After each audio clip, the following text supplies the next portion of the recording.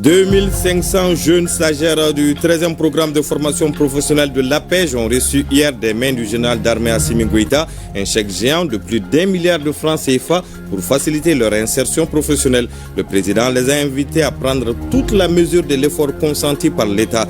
Et retour sur les grandes lignes de l'intervention du chef de l'État dès le début de ce journal.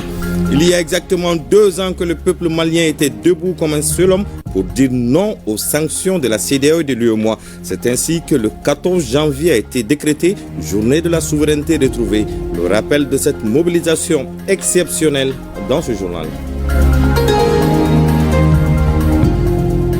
Voilà pour les titres. Mesdames et messieurs, bonjour et bienvenue aux informations. Le Mali compte sur vous et prenez toute la mesure de l'effort consenti par l'État. C'est en ces termes que le président de la transition s'est adressé hier aux 2500 jeunes stagiaires du 13e programme de formation professionnelle de l'APEJ. Ces jeunes ont reçu des mains du général d'armée Assimi Goïta un chèque géant de plus d'1 milliard de francs CFA pour faciliter leur insertion professionnelle. Retour sur les grandes lignes de l'intervention du chef de l'État avec Bourama Traoré. Il est géant par sa taille et lourd par sa valeur, plus d'1 milliard 130 millions de francs CFA. Ce chèque est remis au 13e contingent du programme de formation professionnelle des stagiaires de l'APEJ par le président de la transition.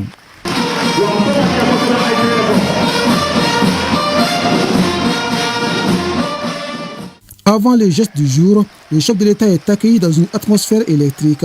Des applaudissements nourris des jeunes diplômés qui respirent désormais à plein poumon grâce aux nouvelles compétences acquises. Puis retentit l'hymne national, solennité d'un acte qualifié ici de majeur.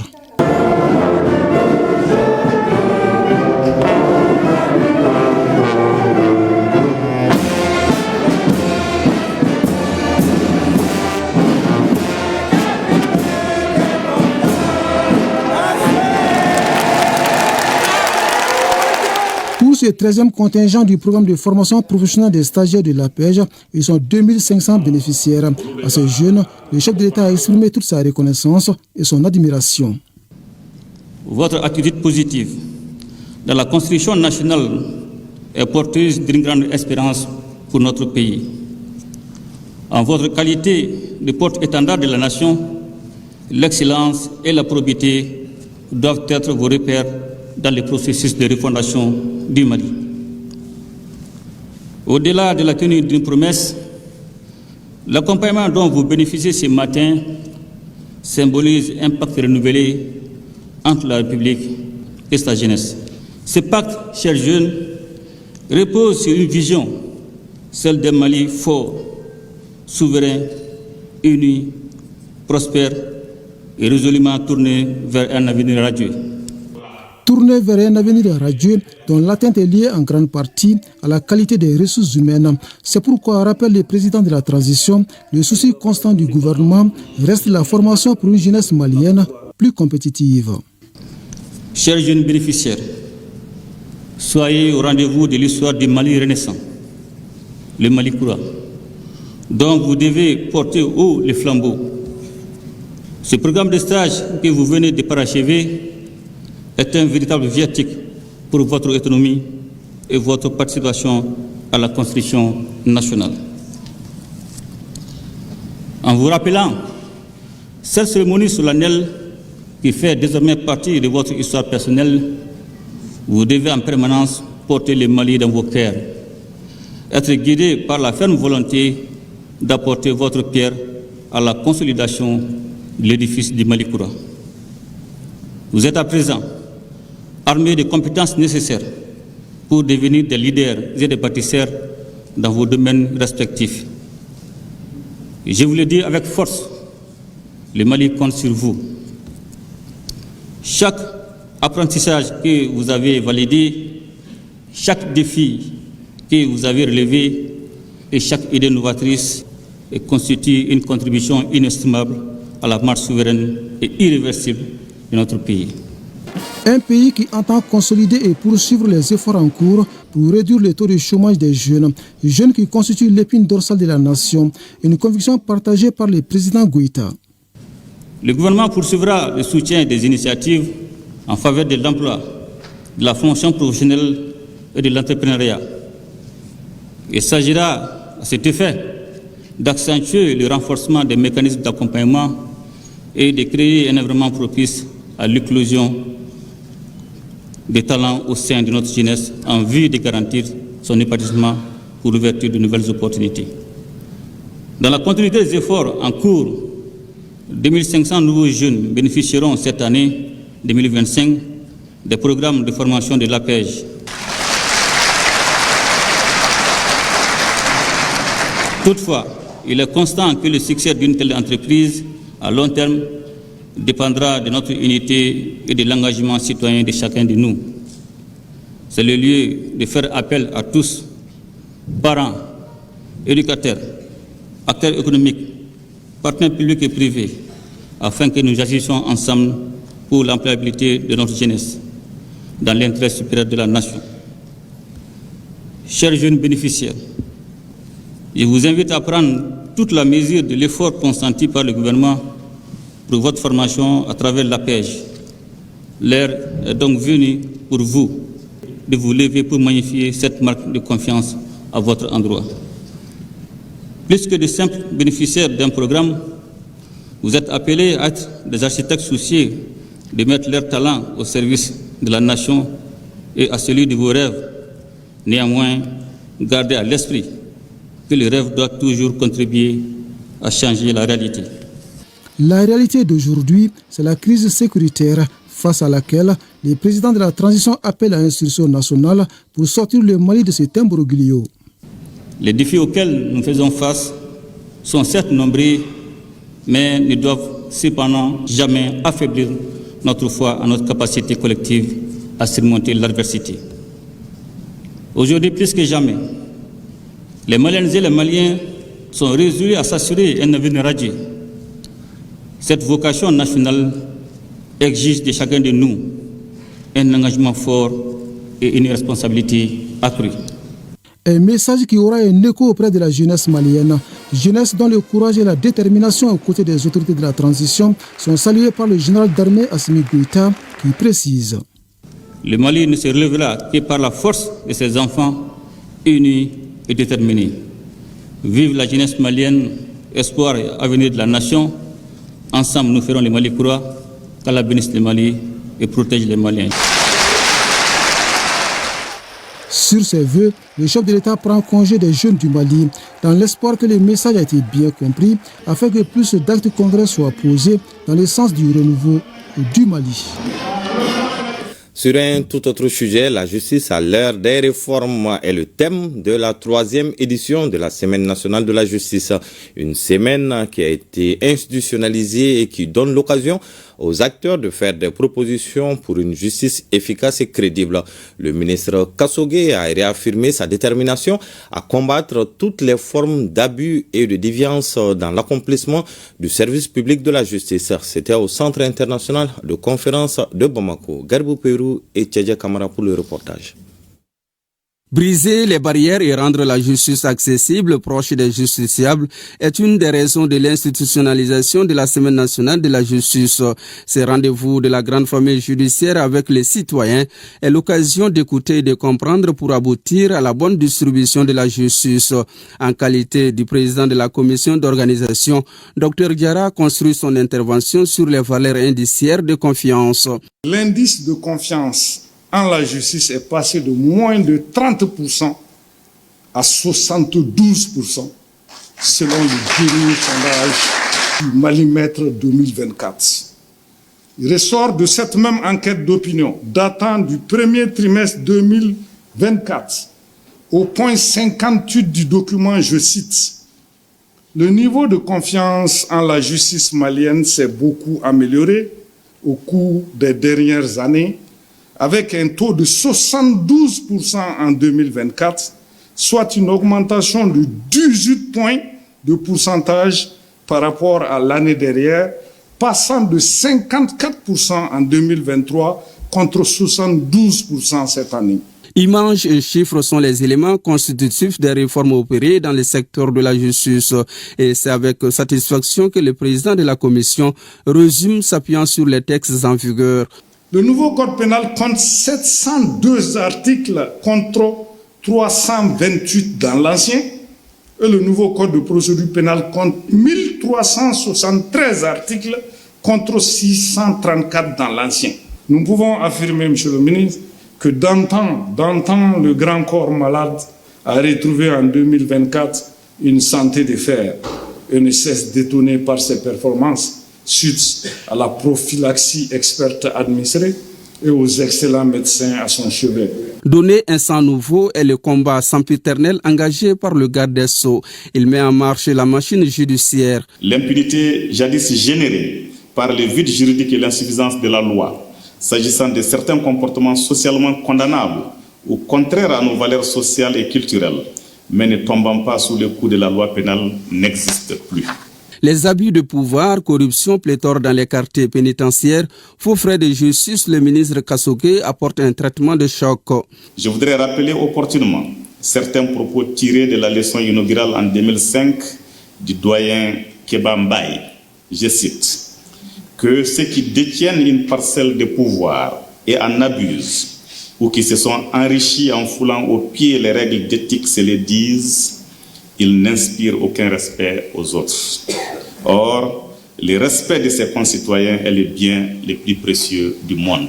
Je voudrais réaffirmer ici ma détermination et mon engagement ferme à combattre toutes les formes d'abus et de déviance dans l'accomplissement du service public de la justice, quel que soit l'auteur. Doter notre pays d'une justice moderne, débarrassée de toute forme d'impunité, est le nouveau visage de la justice qui apparaît dans le discours du ministre Kassogué. Il a salué et remercié les présidents de la transition pour le soutien constant pour la marche progressive de la justice. Cette troisième édition m'offre l'heureuse occasion d'exprimer notre gratitude réitérée à l'endroit du président de la transition, chef de l'État, son Excellence le général d'armée Assimi Goïta, pour son accompagnement et son soutien constant et inestimable à notre département dans la mise en œuvre de cette activité depuis le lancement de cette belle initiative en 2022. Aussi, le président de la transition, chef de l'État, vient d'instruire la création de la médaille de mérite de la justice. Dans le même ordre d'idées, mettant en œuvre sa vision et ses orientations éclairées, nous envisageons l'institution du prix de l'intégrité judiciaire Feu Daniel Amagouen Tessougé. Bravo. Remise d'exemplaires du code pénal et du code de procédure pénale aux institutions, aux acteurs de la justice. La semaine ainsi lancée sera ponctuée par la visite du tribunal de travail rénové, formation collégiale au pôle national économique et financier, sensibilisation sur l'harmonisation de l'utilisation des symboles de l'État à Caille, lancement d'un nouveau logiciel de gestion des dossiers judiciaires et visite à Mopti de l'hôtel de justice. Il s'agit à travers une série d'activités de mettre en lumière le monde judiciaire pour le bon fonctionnement de la société. Je vous le disais dans les titres, il y a exactement 2 ans que le peuple malien était debout comme un seul homme pour dire non aux sanctions de la CEDEAO et de l'UEMOA. C'est ainsi que le 14 janvier a été décrété journée de la souveraineté retrouvée. Mohamed Diarra nous fait le rappel de cette mobilisation exceptionnelle.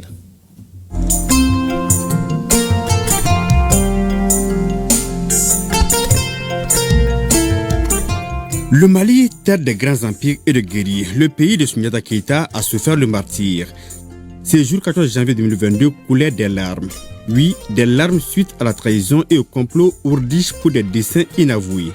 Le Mali, notre pays, revenait de loin après le renversement du régime du président Ibrahim Boubacar Keïta le 20 octobre 2020. Les unités de la transition héritaient d'un pays en lambeaux, d'une armée exsangue. 9 mois après le renversement du pouvoir, la situation ne voulait guère. Alors, une rectification s'imposait afin de faire face aux défis urgents et mettre fin à la souffrance du peuple. C'est ce moment qu'on choisit la CEDEAO et l'UEMOA, 2 organisations sous-régionales dont le Mali est membre fondateur, pour tourner le dos à notre pays en lui imposant des sanctions illégitimes, illégales et inhumaines. Nous sommes en janvier 2022. Ce fut la goutte d'eau qui déborda le vase. Mais c'était sans compter avec la résilience qui est assurément malienne. Loin de se laisser abattre par tant de preuves qui lui ont été injustement imposées, Le peuple meurtri du Mali, dans une situation nationale exceptionnelle, s'est tenu debout comme un lion pour soutenir les autorités de la transition dans leur volonté de défendre la souveraineté de notre pays. Des meetings et d'autres mobilisations grandeur nature étaient organisés simultanément dans toutes les capitales régionales du Mali. Même les hameaux ne sont pas restés en marge du rendez-vous de l'histoire, car il s'agissait ce jour-là d'une question de vie ou de mort. Je suis prêt à mourir pour la patrie. L'apothéose, c'était ce 14 janvier à l'emblématique place de l'Indépendance. Ce jour-là, la voix du peuple malien a résonné et fait écho dans le monde entier pour dire non à la servitude, à l'impérialisme, au néocolonialisme, pour clamer haut et fort son soutien, sa fidélité aux femmes, aux unités de la transition. Le 14 janvier a donc été décrété journée de la souveraineté nationale en souvenir à cette grande mobilisation. Ce jour-là, les Maliens écrivaient une nouvelle page de leur histoire politique. La mobilisation autour de la souveraineté retrouvée a été contagieuse et s'est emparée du Niger et du Burkina Faso, deux pays frères qui ont subi le même sort que le Mali. Leur seul tort a été aussi, comme le Mali, d'avoir décidé de prendre leur destinée en main avec le vent du changement.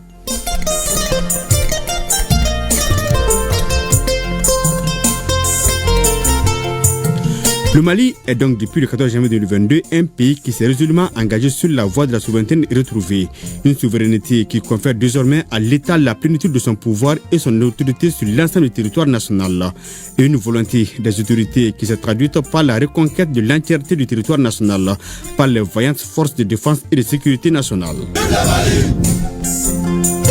Le Mali est donc debout et restera aux grandes dames du colonialisme et de ses alliés. Ce 14 janvier 2025 est donc un autre jour de l'affirmation de la journée du Mali, à travers des actions concrètes, certes, mais aussi à la méditation, afin de renforcer les acquis et rendre irréversible la marche de notre pays vers la souveraineté pleine et entière. Les populations de Gouméra et de Kassekara, dans le cercle de Bema, région du Nioro, disposent désormais d'adduction d'eau. Ceci grâce au partenariat entre l'ONG allemande KfW et le gouvernement de la République du Mali. La réception provisoire de ces ouvrages a eu lieu le 9 janvier dernier. Les précisions avec Moussa Diakité. D'un coût total de 800 millions de francs CFA, dont 600 millions pour le village de Gouméra et 2 millions pour Kassekara, financé par la KfW et la commune rurale de Gouméra en collaboration avec le gouvernement de la République du Mali. Ces adductions d'eau viennent solutionner des dizaines d'années de manque criard d'eau où les femmes parcouraient des distances énormes à la recherche de cette denrée rare dans cette zone du Sahel. Au nom du conseil communal, nous remercions tout le monde. Et nous remercions le général d'armée, Assimi Goïta, et tout son gouvernement pour ces ouvrages-là qui vraiment vont aider la population de la commune de Gouméra. Et ça va aussi lutter contre des maladies, naturellement. Il y a aussi des ouvrages connexes, comme les ouvrages d'assainissement, qui dit l'eau et dit assainissement, comme je dis souvent, l'eau et l'assainissement vont de pair. Les installations comprennent un château d'eau de 150 mètres cubes, 13 bornes fontaines et 6 branchements privés pour Gouméra, un château de 60 mètres cubes et 3 bornes fontaines pour Kassekara, le tout alimenté par des panneaux solaires de 450 watts. Que ce soit l'adduction d'eau, que ce soit au centre et le contexte de l'assainissement, vraiment c'est un complément de bénéfice pour la population Gouméra et Kassekara. On tient encore à demander à Gouméra, la population de Gouméra, de faire tout pour entretenir ces ouvrages et ils doivent prendre soin de ces ouvrages-là. Akita, sorti de la 3e promotion du programme d'apprentissage du Saint-Coran de l'association pour la formation islamique, une promotion qui porte le nom de Feu Eladja Moussa Keita, de Kita à la correspondance de Mahamadi Alioubari.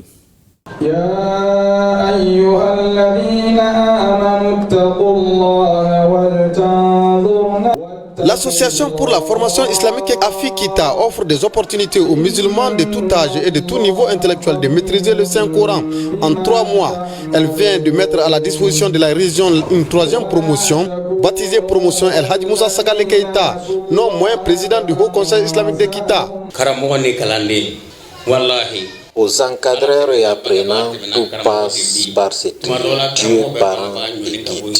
La vie est un agrégat d'équilibre et de développement personnel.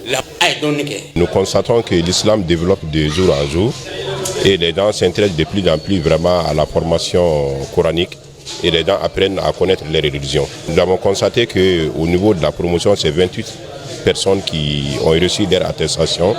C'est vraiment une satisfaction. Ils sont au total 39 lauréats, parmi eux 16 femmes désormais aptes à lire et écrire le Coran et à se tenir conformément aux enseignements ou aux orientations coraniques. Il est nécessaire de remercier Afi Kita qui se sacrifie pour permettre aux apprenants de maîtriser l'écriture coranique. Tout le monde sait que l'autre prophète nous a instruits à chercher le savoir de la naissance à la mort. Cela veut dire que nous sommes obligés d'apprendre le Coran qui est la parole de Dieu. Depuis 2016, l'Association pour la formation islamique Afi de Kita met sur place un programme de formation sur le Coran afin de mieux préparer les musulmans de Kita à pratiquer l'islam comme il se doit selon les écritures du Saint-Coran.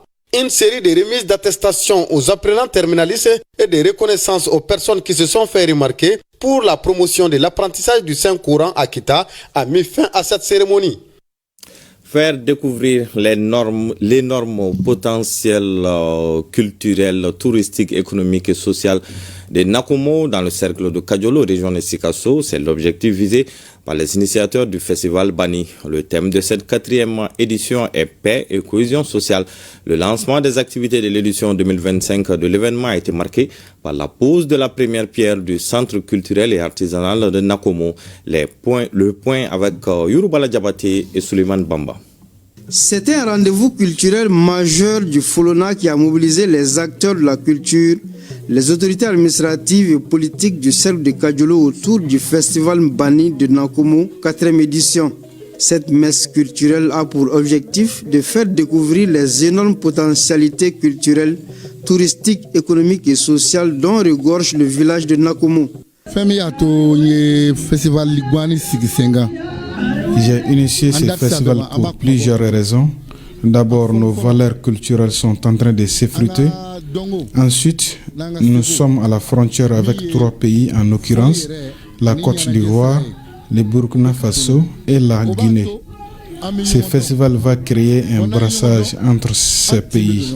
Ce festival se veut une plateforme d'apprentissage, de recherche, de découverte, de tolérance, de reconnaissance, de rencontres professionnelles, d'échanges culturels et de brassage entre les peuples sénoufos du Mali, du Burkina Faso, de la Côte d'Ivoire et du Bénin. Le festival Bani, qui veut dire littéralement en français vestibule, a comme thématique cette année paix et cohésion sociale, un concept cher aux autorités de la transition.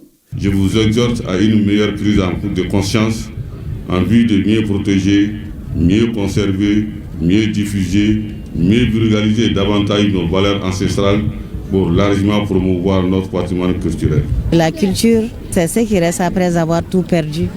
La culture sénoufo a été magnifiée dans toute son authenticité. Plusieurs activités figurent au menu de cette édition, parmi lesquelles la pose de la première pierre du centre culturel et artisanal, celle du monument dédié au 18e chef de village de Nakomo, des expositions et foires artisanales, la formation de 30 femmes en saponification et 25 artisans en technique de tissage, le passage des troupes folkloriques, la visite guidée du vestibule Mbani et la présentation d'un sketch sur la cohésion sociale ont aussi constitué d'autres temps forts de ce festival. C'est sur cette belle initiative culturelle et économique que prend fin ce journal. Merci de l'avoir suivi et bonne suite de programme sur ORTM1.